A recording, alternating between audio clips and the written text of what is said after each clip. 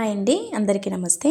Welcome back to Satvika's veg cooking. ఈరోజు healthy recipe అండి. ఎప్పుడు టీలు కాఫీలు కాకుండా ఈ రెసిపీ ట్రై చేయండి.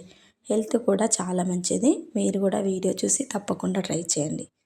ఫస్ట్ స్టవ్ పైన ఒక బౌల్ పెట్టేసుకొని దీనిలోకి ఒక 2 గ్లాసుల వాటర్ పోసి మరిగించుకోండి. ఇవి మరిగేలోపు మిక్సీ జార్ తీసుకొని బాదం, కాజు, పిస్తా పప్పు వేసేసుకోవాలి. ఇవి 1 అవర్ లేదా 2 అవర్స్ నానబెట్టుకుంటే సరిపోతుంది.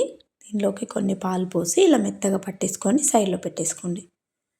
ఇప్పుడు ఒక బౌల్ తీసుకొని రాగి పిండి ఒక 2 స్పూన్స్ తీసుకొని దీనిలోకి వాటర్ పోసి ఇలా స్పూన్తో కలిపేయండి. ఉండలు లేకుండా కలిపేసుకోవాలి. ఇప్పుడు చూడండి, ఇలా వాటర్ మరిగేటప్పుడు ఇది మొత్తం వేసేసేయండి. రాగి పిండి వేసి దీంట్లో స్పూన్తో బాగా కలపాలి.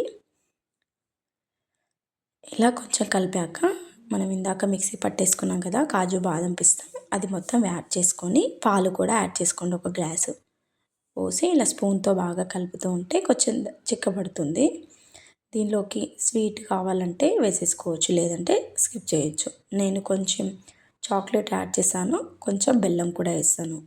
పిల్లలు ఇలా ఇస్తేనే తీసుకుంటారు కదా. చాలా హెల్తీగా ఈ రెసిపీ మీరు కూడా తప్పకుండా ట్రై చేయండి. ఇప్పుడు స్టవ్ ఆఫ్ చేసేసుకొని ఇలా గ్లాస్లోకి సర్వ్ చేసేసుకోండి. అంతే అండి, చాలా సింపుల్గా ప్రిపేర్ చేసేసుకోవచ్చు. చల్లగా ఉన్నప్పుడు ఇలా వేడి వేడి డ్రింక్ ట్రై చేయండి. నా వీడియో ఫస్ట్ టైం చూసినట్లయితే ప్లీజ్ అండి సబ్స్క్రైబ్.